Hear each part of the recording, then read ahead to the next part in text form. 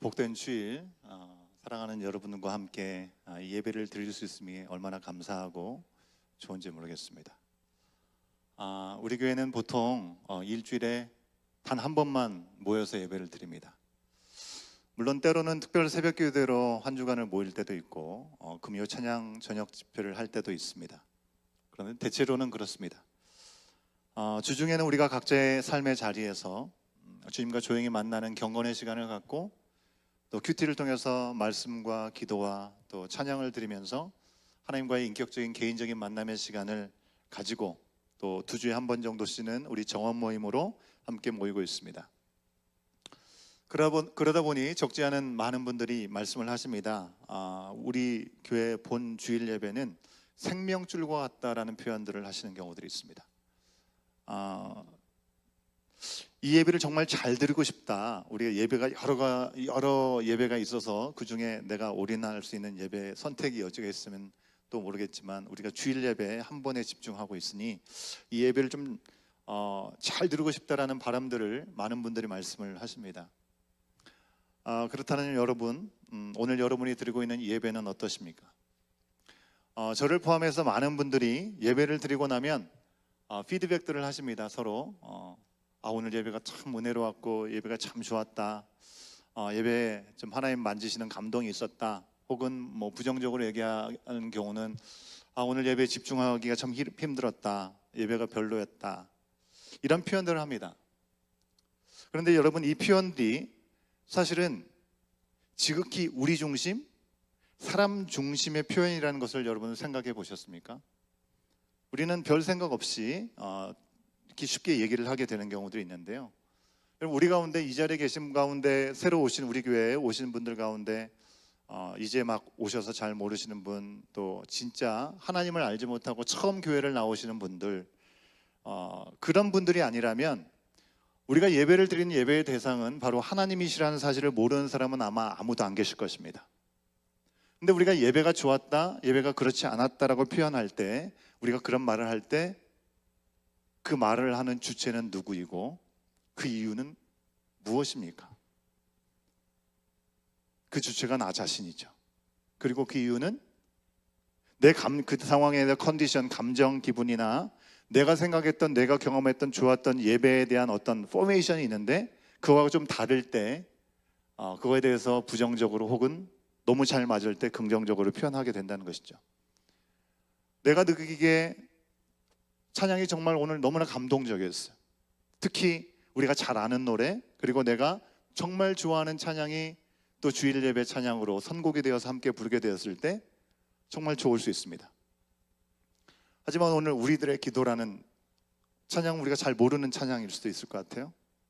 그러면 이 찬양은 뭔가 라는 생각이 들면 약간 찬양에 집중하지 못하면서 이건 별로다라고 생각하실지도 모르겠습니다. 우리 청년들의 경우는 같은 청년, 오늘 우리 준성 형제가 앞에 나와서 찬양 인도를 너무 귀하게 잘 해주셨습니다. 그렇게 우리 청년이 인도를 하면 또 다른 의미에서의 감동이 있고 또 뿌듯한 마음을 느낄 수도 있지 않을까 하는 생각을 해봅니다. 오늘 목사님의 설교는 다른 때보다는 좀 덜 지루해서 괜찮았어, 뭐 이렇게 말씀을 하실 수도 있겠고요.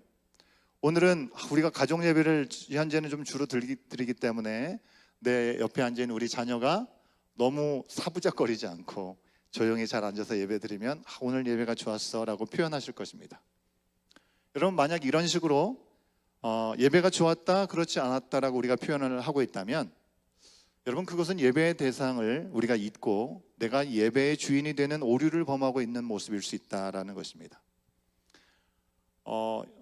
여러분, 나니아 연대기라는 소설을 통해서 우리가 잘 알고 있는 C.S. 루이스 변증가죠.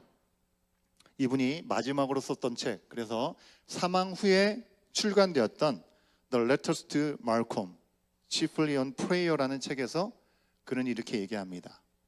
We do not worship to satisfy ourselves, but to glorify Him. Personal preference has no place in true worship. 우리는 우리 자신을 만족하기 위해서 예배를 드리는 것이 아니고 참된 예배는 우리의 개인적인 취향에 끼어들 자리가 없다라고 그렇게 아주 우리 가운데 중요한 메시지를 전해주었습니다. 여러분 뭐 그렇죠. 그렇다고 해서 우리가 좋은 걸 좋았다고 좋은 걸 좋지 않았다고 얘기하거나 힘들 건 안 힘들었다고 얘기를 한 뭐 거짓으로 얘기할 필요는 없겠죠. 예배 때 느끼는 감정들을 말하지 않고 그냥 가만히 있어야 된다? 또 그것도 아닐 것입니다.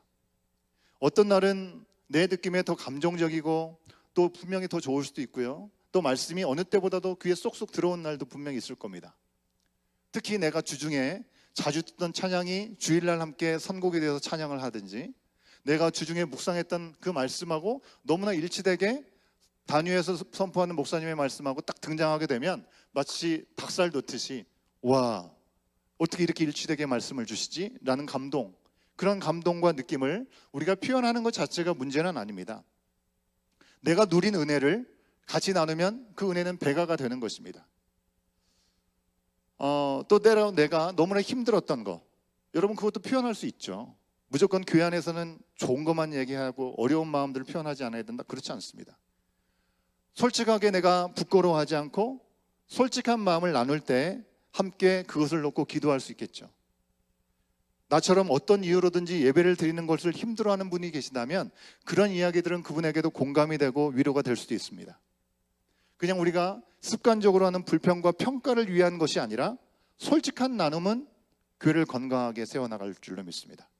그런데 그건 그냥 내가 감동받았다, 내가 오늘 힘들었다, 오늘 찬양은 내가 따라 부르기 좋았다, 오늘 설교는 나에게 이해가 잘 되었다, 오늘 기도는 기도하시는 분의 어떤 말뿐만 아니라 그의 삶이 묻어나는 것 같은 느낌이 들어서 나에게는 너무나 유난히 더 좋았다, 이런 식으로 우리가 표현하는 것이 옳다는 겁니다.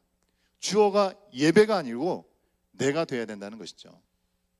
여러분, 우리는 개인적으로 좋거나 그렇지 않은 것을 예배가 좋았다, 예배가 성공적이었다, 예배가 은혜로웠다라고 싹 싸잡아서 묶어서 말해서는 안 된다고 하는 것입니다. 왜 그렇습니까? 예배는 하나님께 드려지는 것이고, 오늘 예배가 좋은지 안 좋은지 이거는 판단하고 그것을 말씀하시는 분은 우리 하나님 한 분이시기 때문에 그렇죠. 좋고 안 좋고 성공적이었는지 그렇지 못했는지 하나님이 말씀하실 영역이라고 하는 것입니다. 때로 우리가 개인적으로 몸이 너무나 아프고 마음도 너무나 아파가지고 힘들고 피곤할 때가 있죠. 그때 예배드리기 너무나 힘듭니다. 또 교회 안에서 잘 지내다가 어느 순간 어떤 문제가 생겨서 관계적으로 어려운 사람이 이 자리에 함께 있다면 그것이 편할 수가 없는 것이죠. 어떤 이유들이 있어서 예배를 드리고도 큰 기쁨과 감격이 없을 때 분명히 있을 수 있습니다.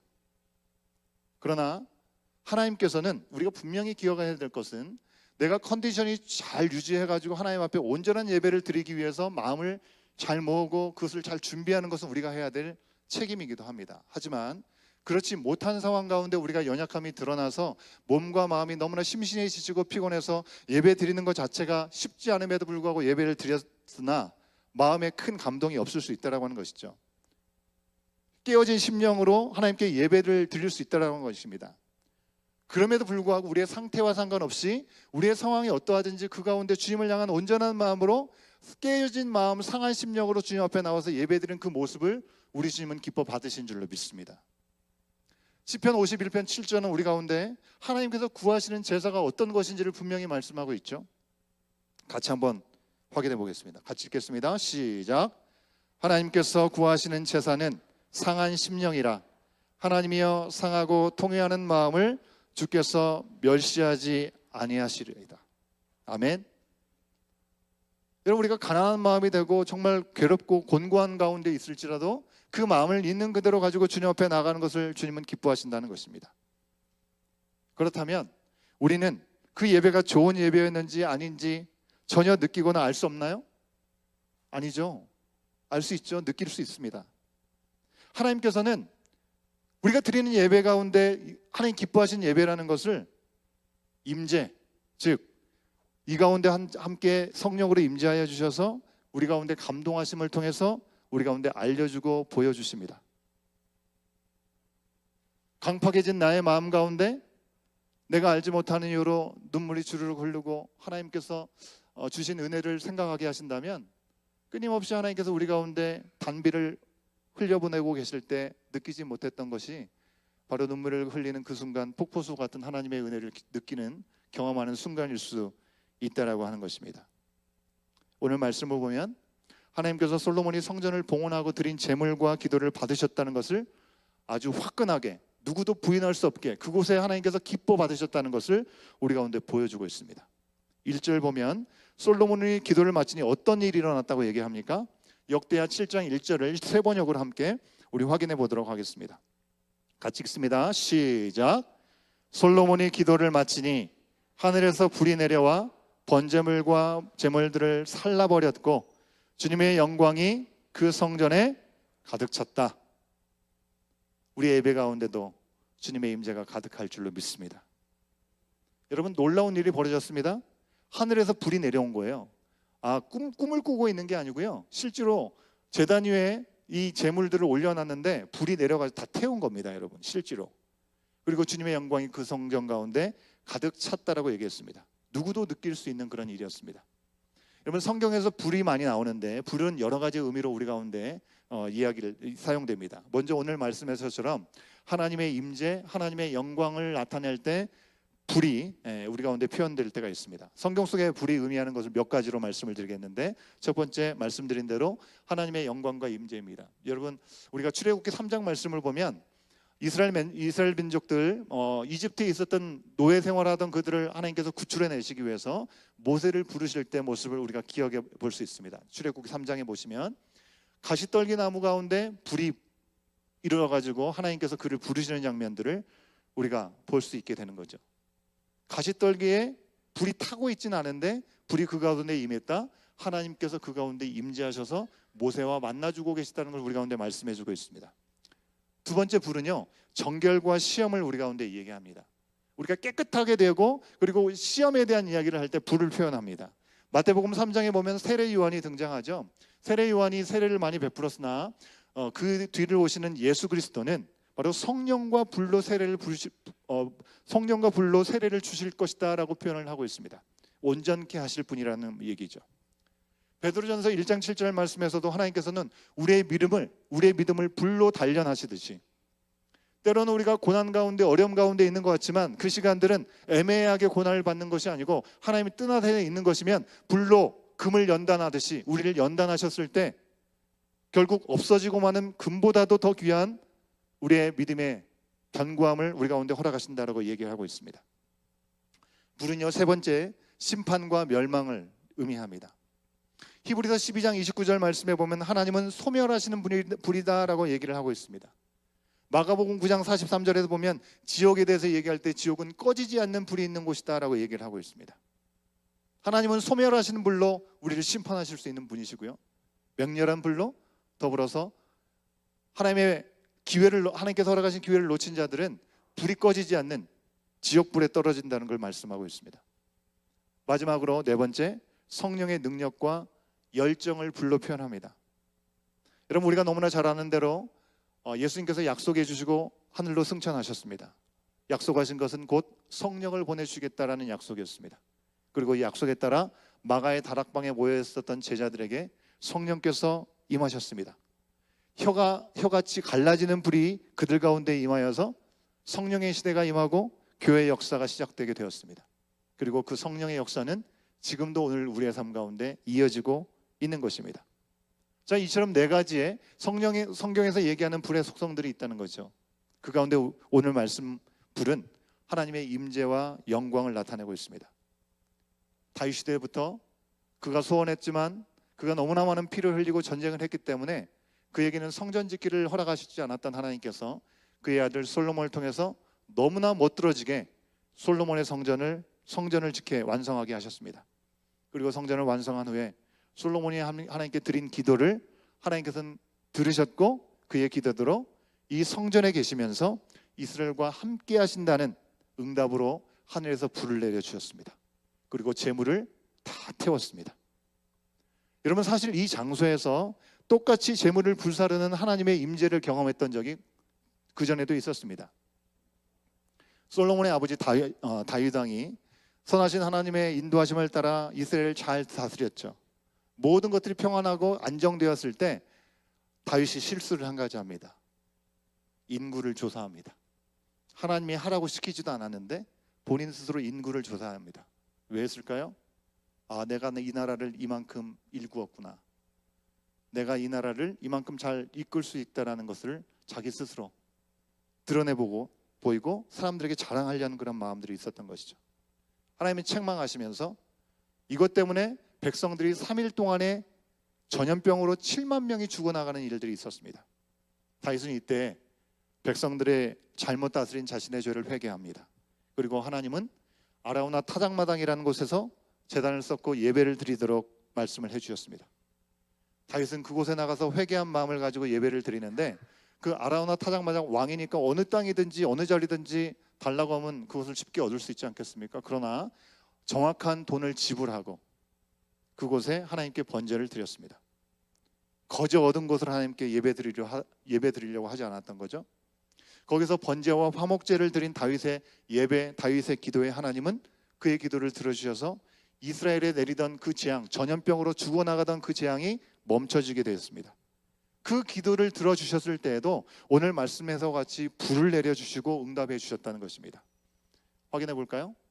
역대상 21장 26절의 말씀을 우리 세 번역으로 같이 확인합니다. 시작. 거기에서 주님께 제단을 쌓아 번제와 화목제를 드리고 주님께 아뢰었다. 그러자 주님께서는 하늘로부터 불을 번제단 위에 내려서 응답하셨다. 다윗에게 임하신 하나님의 응답을 볼 수 있습니다. 그 불을 통해서 이스라엘 온 백성은 하나님의 살아계심을 눈앞에서 목도하게 되었고요, 하나님께서 다윗 혹은 솔로몬의 예배와 기도를 들으셨다는 것을 함께 보고 알 수 있는 그런 귀한 은혜가 있었습니다. 이처럼 하나님께서는 다윗의 때에 계획하시고 솔로몬의 때에 이루신 성전의 역사를 마치면서 솔로몬이 하나님께 드린 그 모든 정성과 기도를 다 받아주셨습니다. 여러분, 우리는 보통 솔로몬의 성전 낙성식이라고 하는 것은 이 공사를 다 마치면서 기념하면서 하는 감사의 예식인 것이죠. 이것을 얘기할 때 우리가 솔로몬의 성전 낙선식 얘기할 때 무슨 얘기를 보통 하냐면 아주 어마어마한 많은 양의 제물을 드렸고 감사의 찬양을 드리게 되었다. 하나님이 그 후에 나타나신 것으로 우리가 초점을 맞춰서 보통 얘기를 한다는 것이죠.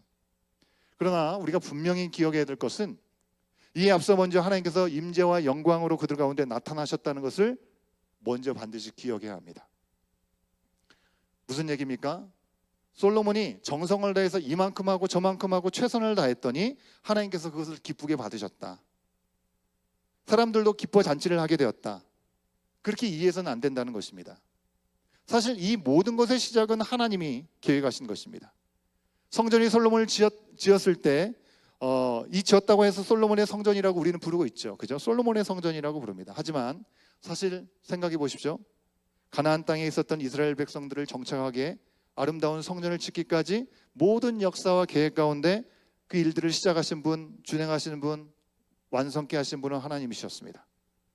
그리고 이스라엘과 지도자인 다윗과 솔로몬은 그 모든 하나님의 타임라인 가운데 그들이 부르심에 순종했기 때문에 그 놀라운 영광스러운 일에 그들이 참여할 수 있었다는 것입니다. 그걸 누릴 수 있었던 것이죠. 여러분, 아브라함에게 하나님 말씀하셨죠. 본토 친척 아비집을 떠나서 가나안 땅으로 가라고 말씀하셨습니다. 가나안 땅으로 부르셔서 그 땅을 주고 별같이 바다의 모래같이 많은 민족 자손을 주겠다라고 얘기하시고 그 땅도 주겠다고 말씀하시면서 복이 되게 하시겠다라고 말씀하셨습니다. 그 약속하신 하나님께서 이집트 땅으로 그들을 70명밖에 되지 않은 그 적은 인원의 숫자를 이집트 땅으로 옮기셔서 안전하게 보호하시는 가운데 200만이 넘는 엄청난 자손으로, 백성으로 만들어 주셨다고 하는 것이죠.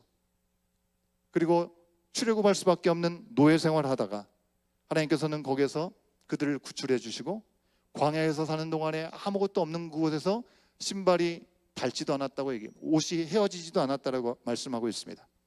그리고 약속대로 가나안 땅에 정착해서 이제 드디어 아름답고 견고한 성전을 짓게 된 것입니다.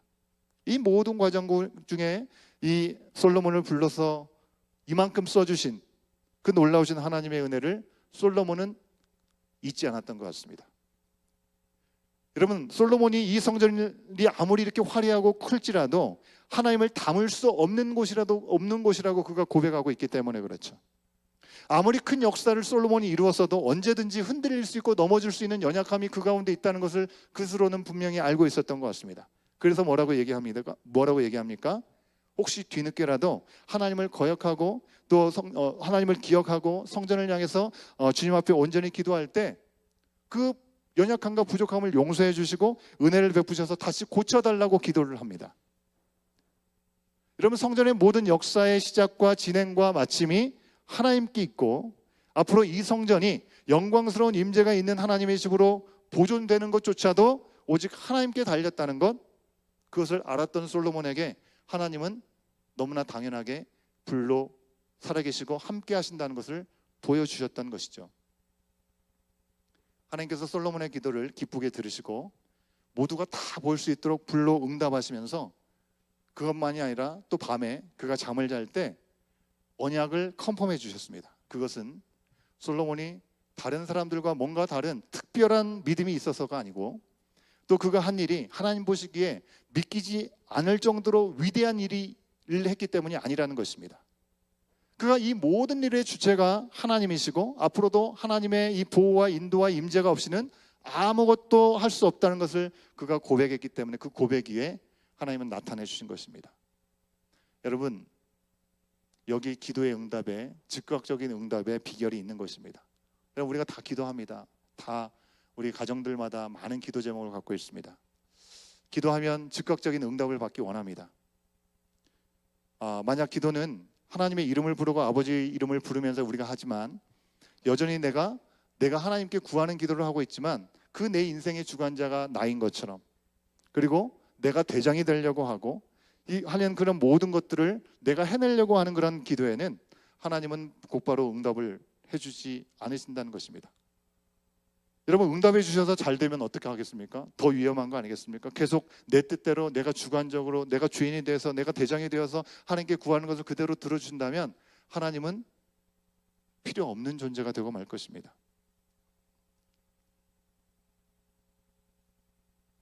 우리가 기도를 하는데도 잘 응답이 되지 않고 뭔가 더딘 상황들을 우리가 경험하면 우리는 생각해 봐야 합니다. 내 안에 내가 너무 많은 거 아닌가? 돌아봐야 합니다. 여러분, 하나님 앞에 알라딘 얘기했었잖아요. 요술램프의 지니에게처럼 내 소원을 다 들어달라고 위험하고 무리한 요청을 하고 있는 건 혹시 아닌가? 우리는 돌아봐야 합니다. 여러분, 응답이 지체되는 이유가 꼭 우리의 교만 때문만은 아닐 것입니다. 때로는 더 좋은 길을 하나님이 예비하여 주셨기 때문에 그 일들이 지체될 때도 있습니다. 그러나 적지 않은 경우에 기도가 바로 응답되지 않을 때 우리는 우리 자아가 너무 강한 거 아닌가? 하나님의 뜻을 먼저 구하기보다 내가 원하는, 내가 바라는 그 뜻에 완전히 집중하고 있기 때문이 아닌가? 하나님을 믿노라 하면서도 여전히 하나님 말고 내가 믿는 다른 구석이 있어서 그것을 통해서 이루어지기를 원하는 마음이 있지는 않은가? 돌아보아야 한다는 것입니다. 그러나 솔로몬에게는 하나님이 참으로 빠른 응답을 연달아 주셨습니다. 모두가 보는 앞에서 불로 임재하여 주셨고 그가 개인적으로 밤에 잘 때 꿈을 통해서도 보여주셨습니다. 그의 기도를 이미 들으시고 바로 응답하신 이유가 바로 여기 있습니다. 그가 겸손하게 주님의 주님 되심을 인정했기 때문에 그렇습니다. 우리가 좋아하는 다니엘서도 보면 기도의 응답이 정말 너무나 빠르게 응답되는 그런 내용들을 우리가 인상적인 구절을 볼 수 있습니다. 많은 사람들이 그래서 그 구절에 대해서 새 일의 기도라고 얘기를 합니다. 그러면서 새 일의 기도라는 제목을 붙여가지고 교회 안에서도 하고 또 기도 운동을 하기 위해서 새 일의 기도라는 이름으로 함께 모이기도 하는 것이죠. 여러분, 새 일의 기도는 기도를 시작한 첫날부터 하나님이 그 기도를 들으셨다라는 부분 때문에 사람들에게 도전이 되고 엄청난 부러운 마음을 가지고 그렇게 기도하면 또 우리에게도 응답해 주시지 않을까라는 그런 기대를 갖게 되는 것이죠. 새 일회가 3주간을 얘기하는 것이죠. 여러분, 다니엘은 자기 고국의 땅이 아닌 이방인의 땅에서 하나님을 믿는 믿음을 놓지 않고 고기와 포도주와 자신을 즐겁게 하는 음식을 삼가했습니다. 고기 먹는 것이 뭐가 잘못인가? 하지만 기본적으로 고기는 그 땅의 우상에게 드려지는 것이 첫 번째 하는 일이었습니다. 몸에 기름을 바르지 않았습니다. 때로는 고행을 하면서 기도하였습니다. 근데 하나님께서 기뻐하시는 건 뭐겠습니까? 21일이라는 시간 동안에 때로는 금식하고 고행을 하고 내 자신을 쳐서 육신을 복싱시켜가지고 하나님께 집중했다. 그날을 지켰다. 긴 날짜를 특정 음식을 먹지 않는 것, 거기에 대한 것이 아니라는 것입니다. 다니엘서 10장 12절에 있는 말씀을 우리가 같이 한번 새 번역으로 확인해 보도록 하겠습니다. 빨간 글씨를 유심히 보시면서 같이 한번 읽어보겠습니다. 시작. 그가 내게 말하였다. 다니엘아, 두려워하지 말아라. 내가 이 일을 깨달으려고 하나님 앞에서 스스로 겸손하여지기로 결심한 그 첫날부터 하나님은 내게 간구하는 말을 들으셨다.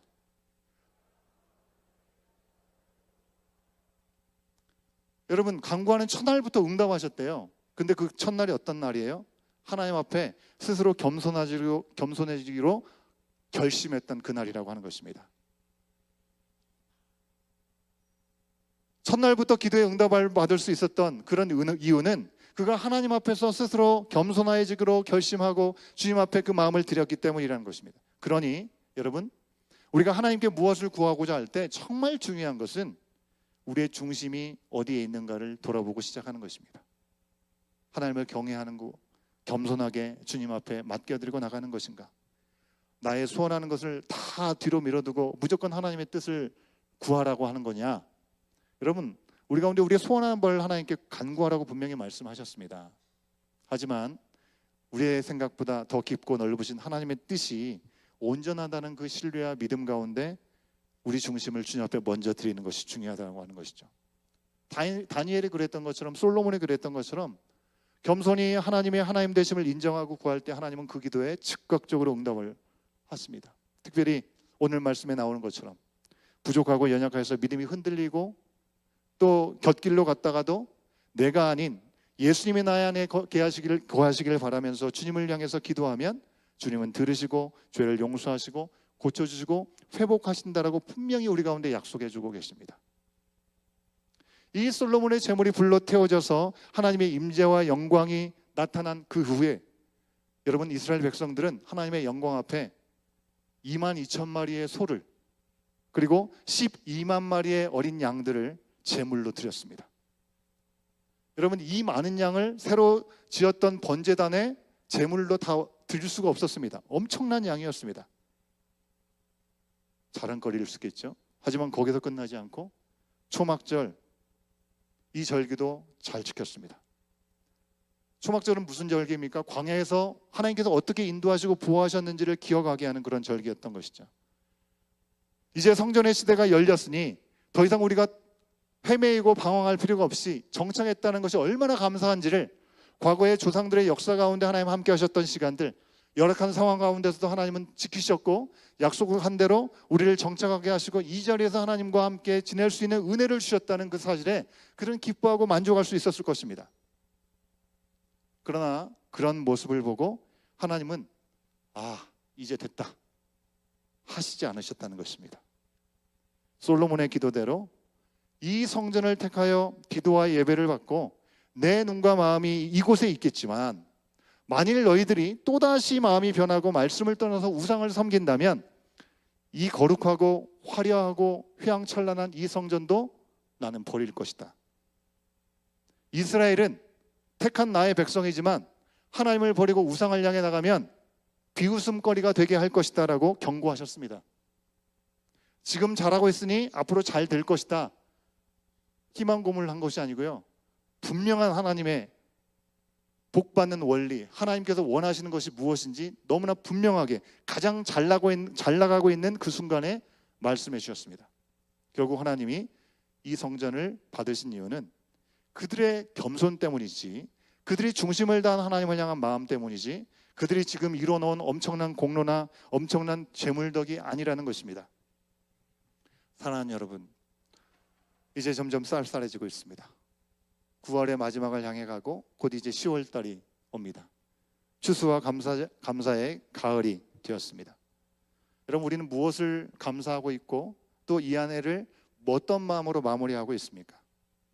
분명히 한 해를 돌아보면 어렵고 힘들었던 순간들도 우리 가운데 기억이 됩니다.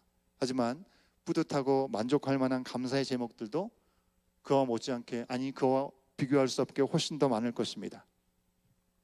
하지만 감사의 그 주체와 이유조차도 나에게서 비롯된다면 여러분, 우리의 감사는 우리 자신만의 것이지만 하나님께서 받으시는 것과는 상관이 없을 수 있다는 겁니다.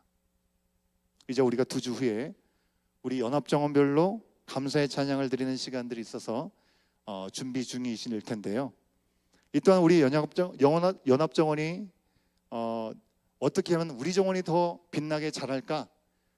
우리 정원이 드러나기보다는 우리와 함께 하시고 여기까지 우리를 도우신 그 하나님을 향한 감사와 겸손의 고백이 되길 바랍니다.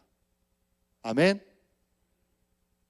여러분, 이것이 누가 더 잘하느냐 경쟁하게 만드는 장기자랑이 아니라 예배의 순서 가운데 여러분 연합정원들이 섬기게 된 이유인 것입니다.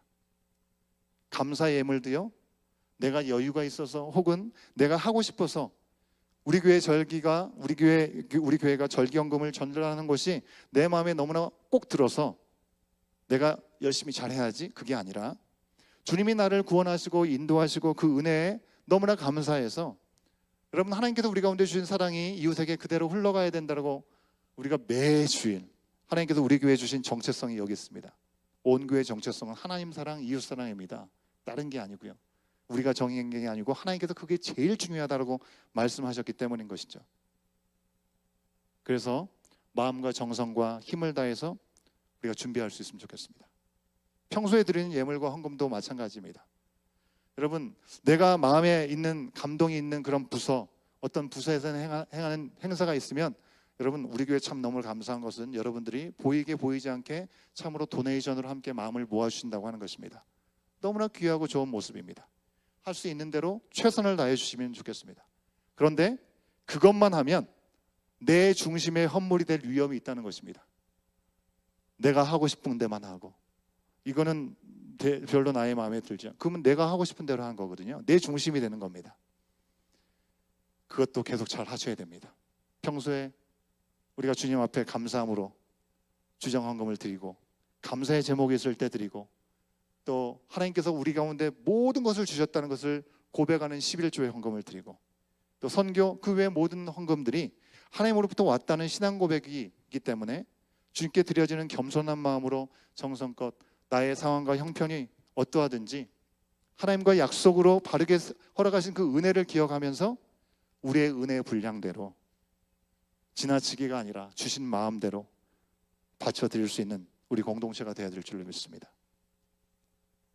우리가 온전히 중심을 다해 드는 그 기도와 예배와 예물과 회개, 하나님께서 이미 받으시고 이미 다 알고 계시고 주님의 완전하신 뜻대로 응답하신다는 사실들을 확신하고 기억하면서 오늘도 내 중심의 삶에서 떠나서 여호와께 돌아가서 주님을 높이고 겸손히 순종하고 살아갈 수 있는 우리들의 이런 한 주간이 될 수 있기를 다시 한번 소원하고 결단하고 주님 앞에 나갈 수 있는 우리 모두가 될 수 있기를 간절히 소원합니다.